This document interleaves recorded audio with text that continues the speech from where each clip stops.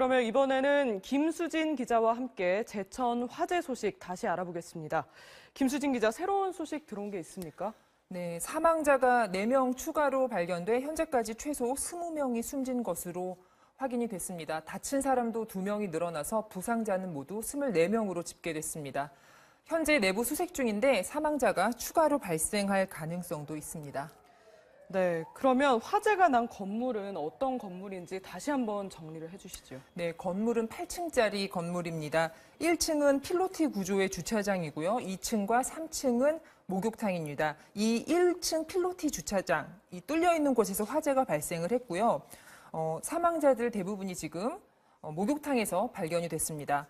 4층부터 7층까지가 골프 연습장과 피트니스 센터 등 체육시설이고 8층은 식당입니다. 네, 지금 사망자도 계속 늘고 있는데 네. 피해가 왜 이렇게 컸나요? 네, 조금 전 설명드린 것처럼 1층이 벽이 없고 필로티 구조로 뚫려 있는 구조여서 2층으로 불이 빠르게 건물 외벽을 타고 번졌습니다. 건물 외벽이 불이 잘 타는 자재로 되어 있는 것으로 추정이 됩니다. 때문에 연기도 크게 났고 진압에도 큰 어려움을 겪은 것으로 보입니다. 네, 김수진 기자와 제천 스포츠센터 화재 소식 이야기 나눠봤습니다. 김수진 기자, 고맙습니다. 순식간에 번진 불길로 사고 현장은 아수라장이 됐습니다. 처참했던 현장을 서유정 기자가 전해드립니다. 불이 시작된 필로티 건물의 1층 주차장입니다. 바람을 타고 화염이 거세게 건물을 감쌉니다. 불길은 건물 외벽과 통로를 타고 빠른 속도로 번졌습니다. 화재 당시 안에 갇혀있던 사람들은 외벽에 매달려 구조를 기다립니다. 창문을 통해 나온 한 남성은 119 소방대가 설치한 에어매트로 몸을 던집니다. 현장에 도착한 소방대원들은 심폐소생술을 하며 한 명이라도 더 구하기 위해 발빠르게 움직입니다. 순식간에 번진 불길에 사람들은 발을 동동 구르며 구조 상황을 애타게 지켜봤습니다. 헬기까지 출동해 구조에 나섰지만 속수무책으로 번지는 불길에 화재 진압에 애를 먹었습니다. MBC 뉴스 서유정입니다. 상가 1층 주차장에서 시작된 불이 건물 전체를 휘감으면서 삽시간에 건물을 뒤덮었습니다. 검은 연기까지 건물 전체를 뒤덮으면서 대피하지 못한 사람들이 연기를 흡인해 병원으로 이송되는 피해가 컸습니다. 피해가 커진 이유, 이동경 기자가 정리했습니다. 화재는 오후 3시 53분쯤 상가 1층에서 시작됐지만 삽시간에 8층 건물 전체를 뒤덮었습니다. 특히 고층 건물에서 불이 났을 때 연기가 엘리베이터 승강로나 계단을 타고 치솟는 굴뚝 효과가 생겨 빠르게 번진 것으로 추정됩니다. 동시에 1층 필로티 주차장에서 불길이 시작되면서 건물 외벽을 타고 불길이 더욱 거세게 번졌습니다. 여기에 각종 가연성 물질이 타오르면서 심한 유독가스를 내뿜어 대피가 어려웠을 가능성도 큽니다. 통상 단 5분이면 건물 전체에 유독가스가 번지기 때문에 건물 안에 있던 시민들의 대피로가 빠르게 막히면서 피해가 커진 것으로 추정됩니다. 실제로 화재 직후 구조된 사람들은 대부분 옥상으로 긴급 대피한 뒤 헬기를 타고 불길을 벗어났습니다. 하지만 갑작스럽게 번진 불길과 연기를 미처 피하기 힘들었던 목욕탕에 있었던 16명이 참화를 피하지 못했습니다. MBC 뉴스 이동경입니다. 다음 소식입니다. 최근 가상화폐 거래소가 해킹 공격을 받아 거래소가 문을 닫는 등 투자자들의 피해가 잇따르고 사태의 심각성을 인식한 정부가 긴급 점검에 나섰는데요. 본사 취재팀이 국내 한 보안업체를 따라 가상화폐 거래소 점검 과정을 동행 취재한 결과 대다수 거래소가 매우 초보적인 해킹 기술로도 손쉽게 뚫린다는 사실을 처음으로 확인했습니다. 먼저 박진중 기자가 단독 보도합니다. 국내의 한 가상화폐 거래소, 보안업체 직원이 해킹을 시도합니다. 보안업체 직원이 취재기자가 거래소에 개설한 가상화폐 지갑이 해킹에 안전한지 알아보는 겁니다. 지갑은 가상화폐를 담아두는 온라인 계좌입니다. 어렵지 않게 간단한 방법으로 지갑이 뚫립니다.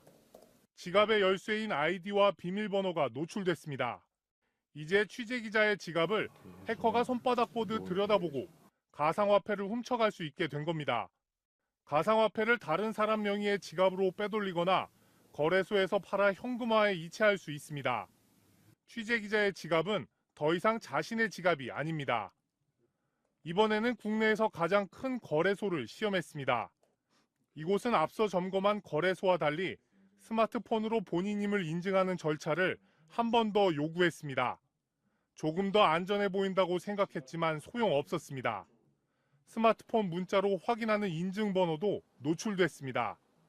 취재팀은 이 두 곳 외에도 3곳의 거래소를 더 점검했는데 5곳 모두 손쉽게 해킹으로 뚫렸습니다. 불법 프로그램 같은 거 받으시거나 웹서핑을 하시다 보면은 높은 확률로 이제 바이러스에 감염이 될 수가 있어요. 거래소가 그런 부분에서 굉장히 취약하다고 볼 수 있죠. 가상화폐 소유자가 지갑의 비밀번호를 복잡하게 바꿔도 소용없고 백신 프로그램을 실행해도 해커가 사용하는 악성 코드를 잡아내지 못했습니다. 해커가 마음만 먹는다면 개인은 막을 수 없습니다.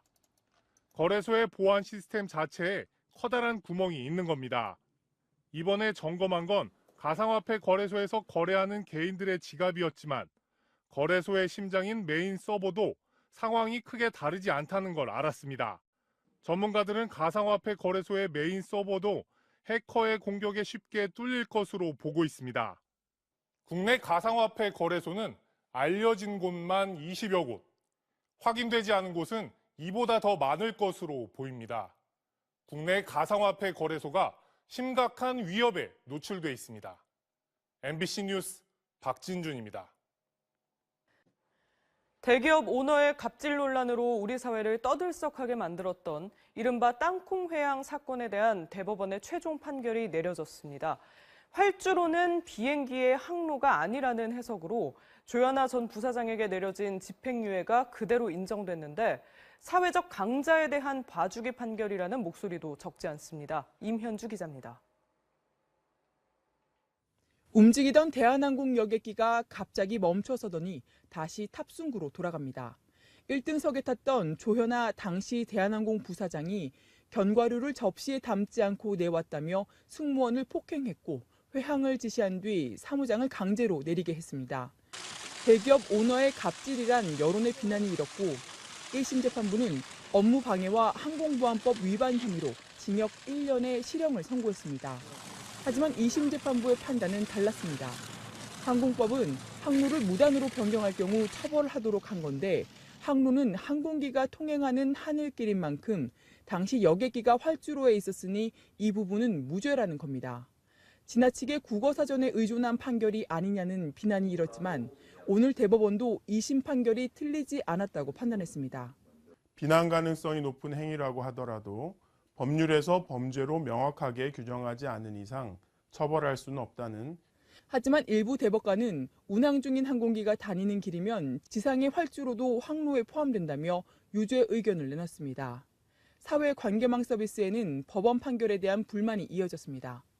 만약에 일반 국민이 그렇게 했다면, 그런 난동을 부렸다면 어떤 결과가 나왔을지를 오히려 되묻고 싶네요. 법원은 국민 감정을 이유로 과하게 처벌할 수는 없다고 밝혔습니다. 하지만 대기업 등이 연루된 사건에 유독 약한 모습을 보였던 법원의 과거 행태가 국민들의 불신을 야기한 것은 아닌지 되돌아볼 필요도 분명해 보입니다. MBC 뉴스 임현주입니다. 다음 뉴스입니다. 신생아 사망이 발생한 당시 이대 목동병원의 중환자실은 한마디로 우왕좌왕이었습니다. 아이들이 잇따라 숨지는데도 같은 병동에 있는 아이들을 옮기는 결정도 못 내리고 있었습니다. 이준범 기자가 보도합니다. 이대 목동병원 신생아 중환자실에서 4번째 사망이 발생한 시간은 밤 10시 53분. 같은 병동 안엔 12명의 신생아가 함께 있었습니다. 의료진은 충격에 빠진 듯 남아있는 신생아를 다른 병원으로 격리할 생각은 하지도 못했습니다. 죽은 애들 CGM망이랑 다시 인큐베이터 안으로 집어넣고 의료진들 그냥 멍하게 서 있었어요.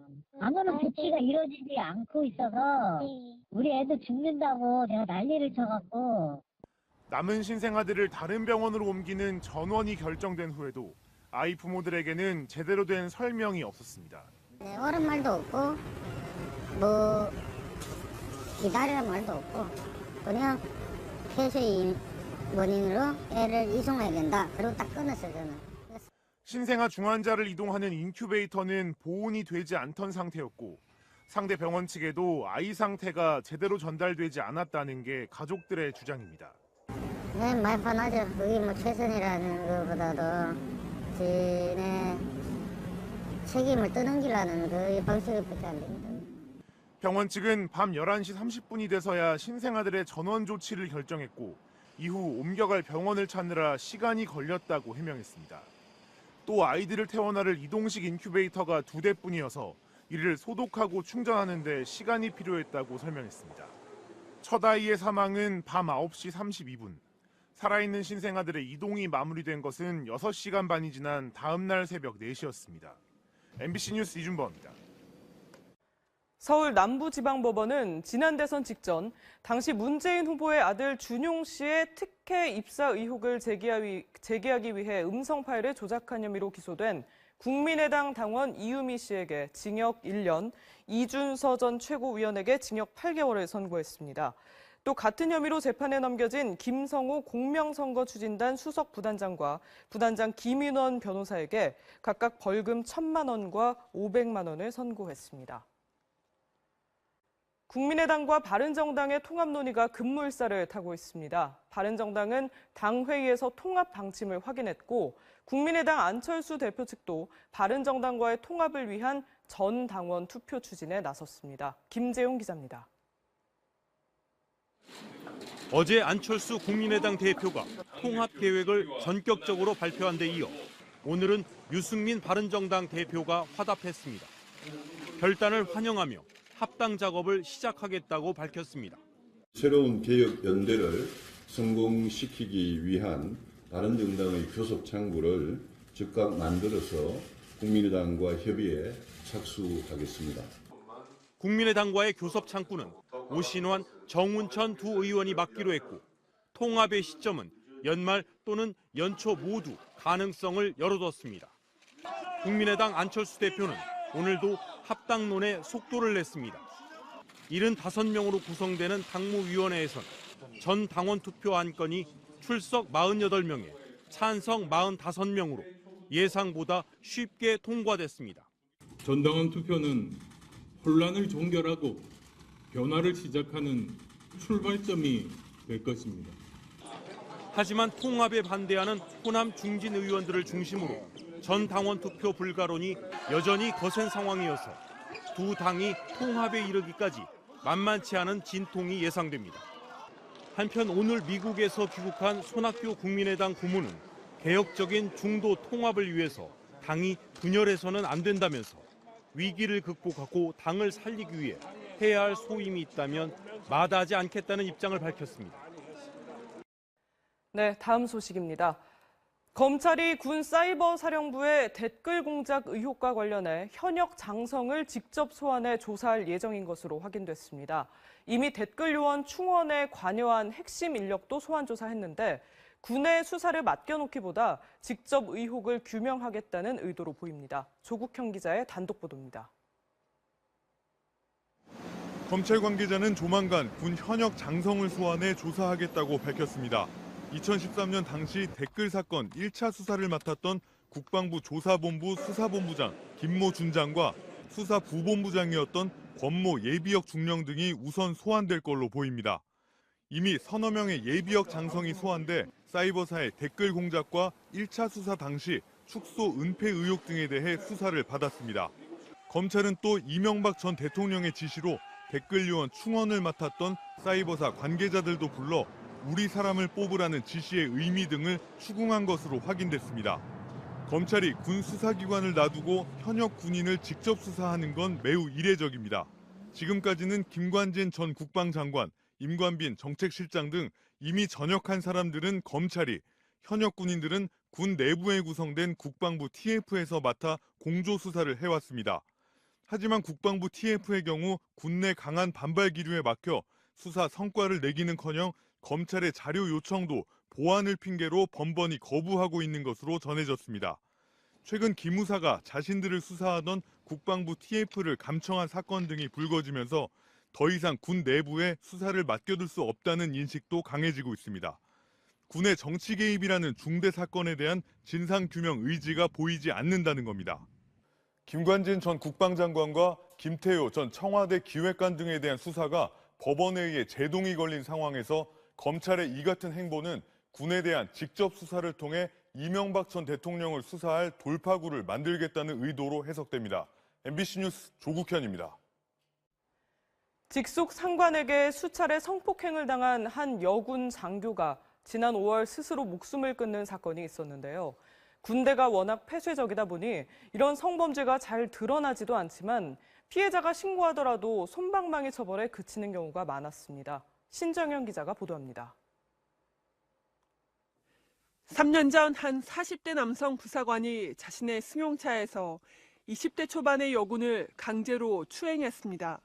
하지만 가해자에게 군사법원은 징역형 대신 벌금 1,000만 원을 선고했습니다. 1년 이상 유기징역에 처하도록 한 군형법 대신 10년 이하 징역이나 1,500만 원 이하 벌금으로 형량이 낮은 일반 형법을 적용한 겁니다. 군사법원은 가해자에게 선고유예, 즉 추가 범행을 저지르지 않는 한 그냥 없던 일로 해주는 판결도 잦아 일반 법원 1심 판결에 비해 8배 높았습니다. 판사와 검사 또 법무참모 이런 분들이 사단장이나 군단장 영향력 안에 있다라고 또 순환보직되고 하다 보니까 이 독립성이 미흡하다. 피해자 가운데 상당수는 상관 평가에 따라 군복을 벗어야 하는 부사관이었다고 인권위는 밝혔습니다. 장기 복무랑 복무 연장 선발이 고시기 겹쳐 있는데 피해를 당해서 구제 절차를 밟을 경우에 이게 나한테도 커리어상 문제가 될 수도 있다는. 최근 3년간 가해자의 군인 신분을 박탈한 징계가 내려진 건 7%. 국가인권위원회는 부하를 상대로 성범죄를 저지른 지휘관에 대해서는 향후 가중 처벌할 것을 국방부에 권고했습니다. MBC 뉴스 신정현입니다. 미국의 반대로 안보리 채택이 무산됐던 예루살렘 결의안. 이번에 유엔 총회에서 투표에 붙여집니다. 그런데 트럼프 대통령이 반대할 테면 해보라며 다른 국가들에게 공개적으로 협박성 발언을 던졌습니다. 조재영 기자입니다. 지난 18일 유엔 안보리 회의장, 니키 헤일리 유엔 주재의 미국 대사 한 명만 손을 들고 있습니다. 트럼프 대통령의 예루살렘 수도 선언을 백지화하자는 결의안에 반대한 겁니다. 미국의 나홀로 반대로 무산됐던 결의안이 내일 유엔 총회 표결에 붙여집니다. 트럼프 대통령은 유엔 회원국들에게 노골적인 경고 메시지를 날렸습니다. Let them vote against us. We'll save a lot. We don't care. 미국 돈을 수억 달러씩 갖다 쓰던 예전과는 다를 거라면서 원조국들에 대한 지원금 삭감을 암시한 겁니다. The people that live here are great citizens that love this country. They're tired of this country being taken advantage of, and we're not going to be taken advantage of any longer. 예루살렘 결의안을 모욕적이라고 했던 헤일리 대사는 한술 더 떴습니다. SNS를 통해 미국에 반대하는 국가들의 이름을 적겠다고 나선 겁니다. 하지만 193개국이 참여하는 유엔 총회는 안보리와 달리 특정 국가의 거부권이 인정되지 않습니다. 3분의 2 이상만 지지하면 결의안이 채택되는 겁니다. 재정 지원까지 들먹이는 미국의 협박성 발언에도 불구하고 이번엔 결의안이 통과될 거란 관측에 좀 더 힘이 실리고 있습니다. MBC 뉴스 조재영입니다. 네, 그럼 이번 화재를 바로 눈앞에서 지켜본 목격자 연결해 당시 상황 들어보겠습니다. 목격자 김상대 씨인데요. 먼저 처음 화재가 발생했을 때 상황이 어땠습니까? 바로 근처에 계셨는지요? 그렇죠. 아버님이 연기를 많이 흡입하셔가지고 제가 사무실 근처에 있으니까 전화를 주셨더라고요. 차에서 불이 붙어 있고 이거 1층 차에서 불이 붙어 있고 연기가 엄청나게 매연이 나오고 있고 이 아버님은 옷을 다 입으신 상태고 나머지 분들은 사우나복 차림으로 2-3명이 같이 막 나오시더라고요. 뛰어서. 지금도 저기 구송되셨어요. 병원에 응급실로. 연기를 많이 맡으셨죠. 네, 정말 급박한 순간이었는데요. 빠른 대피가 이루어지지 않고 인명피해가 컸던 이유 혹시 짐작되는 바가 있으신지요? 2층이 여탕, 남탕, 3층이 여탕 이렇게 돼 있어요. 요번에 새로 세 단장 해서 많이 모였죠.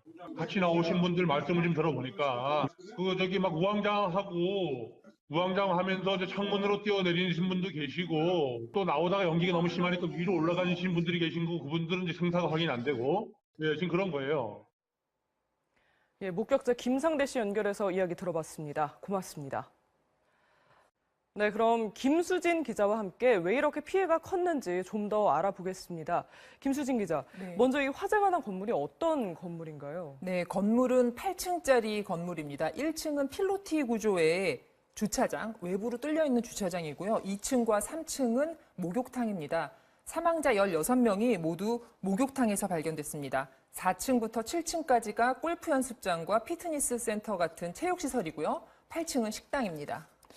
이 피해가 이렇게까지 커진 이유는 뭐라고 정리할 수 있을까요? 네, 지금 화재 당시 상황을 보시면요. 화면이 아직 준비가 안 된 것 같은데 예. 불이 1층 필로티 주차장에 세워진 차량에서 시작이 됐습니다. 1층에 벽이 없고 2층에 이 아까 말씀드렸듯이 필로티 기둥으로 뚫려 있는 네. 구조이기 때문에 2층으로 불이 빠르게 외벽을 타고 번졌습니다. 건물 외벽이 불에 잘 타는 자재로 되어 있는 것으로 추정이 됩니다. 때문에 연기도 아주 크게 났고 네. 진압에도 어려움을 겪으면서 피해가 커진 것으로 보입니다. 아까 말씀드린 것처럼 2층과 3층이 목욕탕이라고 설명을 드렸는데요. 네. 2층이 남탕이고 3층이 여탕입니다. 네. 사망자들은 3층에서 발견된 것으로 전해졌습니다. 예. 불은 3시 53분에 발생을 해서 소방당국이 5시 40분쯤에 큰 불길을 잡았고요. 구급차 50대와 헬기 2대, 소방인력 100여 명이 투입이 됐습니다. 당초 1명이 사망한 것으로 추정이 됐는데 소방당국이 내부 수색을 시작하고 추가로 15명의 사망이 확인이 됐습니다. 네, 말씀하신 대로 처음에는 사망자가 1명, 경상이 처음에는 10명으로 알려졌습니다. 그랬죠. 네. 네. 그런데 왜 갑자기 이렇게 피해자가 늘어났나요? 네, 5시 40분쯤에 당국이 큰 불길을 잡고 내부 수색을 하는 과정에서 사망자가 계속 발견이 됐습니다. 불길이 쉽게 잡히지 않은 데다가 목욕탕과 체육시설, 식당 등 많은 사람들이 이용하는 시설이어서 인명피해가 컸던 것으로 보입니다. 체육시설과 식당에 있던 사람들은 옥상으로 빠르게 대피를 한 반면에 목욕탕에 있던 분들이 대피를 빨리 하지 못한 게 아닐까 지금 추정이 되는데요. 네. 사망자들이 아까 말씀드린 것처럼 목욕탕에 모두 있었던 것으로 알려졌습니다.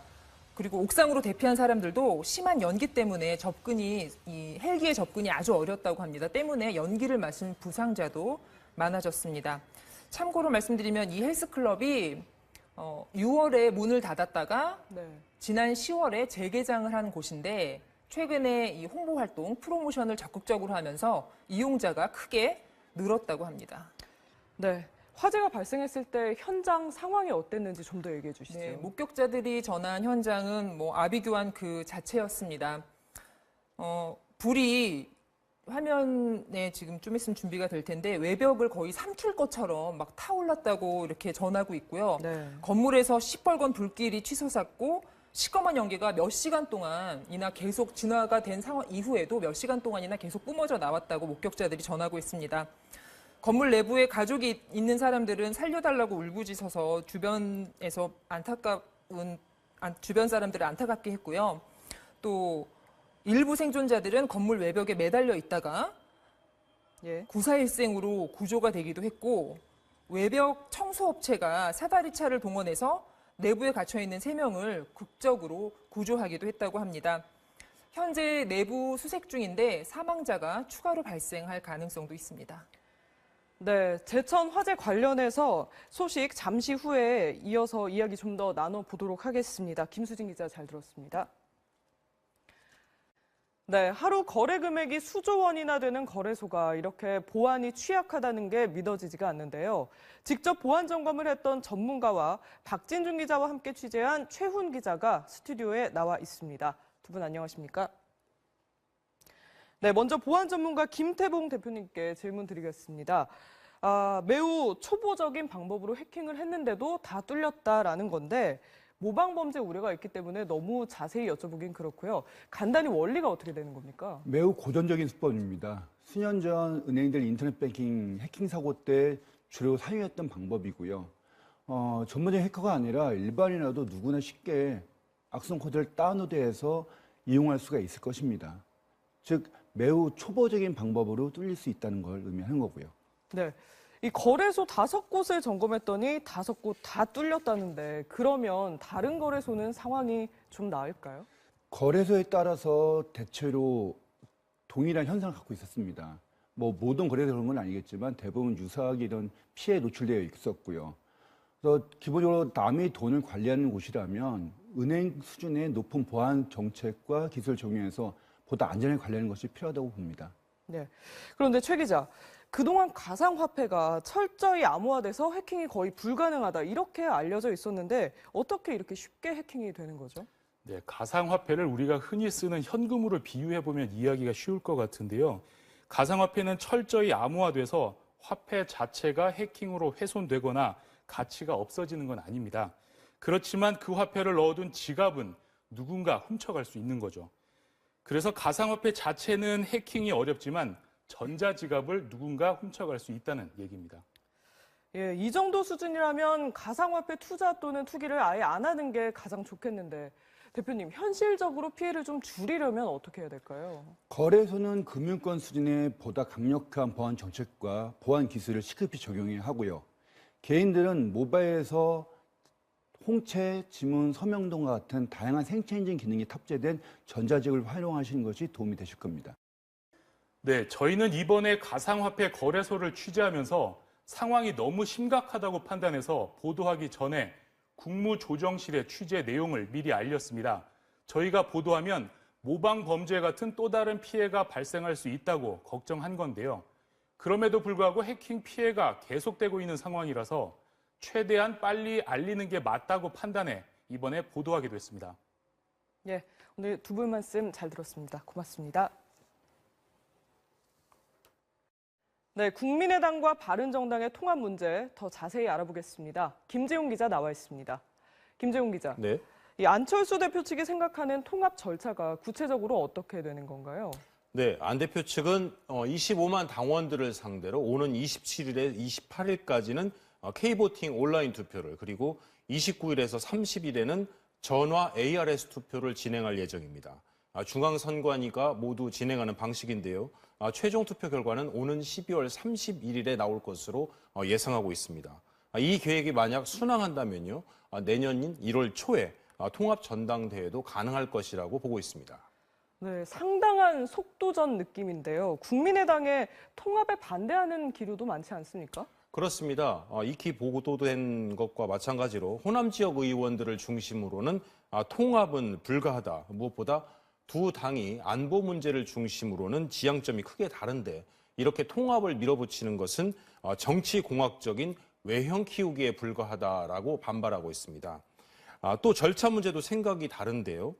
통합 반대파들은 합당 문제가 당헌 당규상으로 전당대회를 통해야 하기 때문에 앞으로 전 당원 투표 보이콧 운동을 하겠다 이렇게 밝히고 있습니다. 네, 그럼 그와 관련해서 안 대표 측의 반박 논리는 어떻습니까? 네, 당의 그 중대한 문제는 당무위를 거친 뒤에 전 당원의 의사를 물어서 결정할 수 있다 이렇게 반발하고 있습니다. 그리고 무엇보다 당원들을 그동안 만나본 결과 중도 세력 결집론이 대세였다면서 통합이 곧 당심이다 이렇게 맞서고 있습니다. 네, 그렇다면 안철수, 유승민 두 대표가 이런 합당을 통해 기대하는 바가 뭐라고 볼 수 있을까요? 네, 우선 의석적으로 본다면요. 비록 이탈자가 나오겠습니다만은 그렇다 하더라도 적어도 20석 이상, 많게는 30석 이상. 그러니까 교섭단체 구성은 무난할 것으로 다들 예측하고 있는데요. 더 중요한 것은 이런 의석이 아니라 이후 나타날 효과라고 볼 수 있습니다. 합당론자들은요. 통합정당의 지지율이 자유한국당을 추월하거나 적어도 근접하는 수준까지는 갈 수 있다 이렇게 예측하고 있습니다. 네, 김재용 기자 잘 들었습니다. 고맙습니다.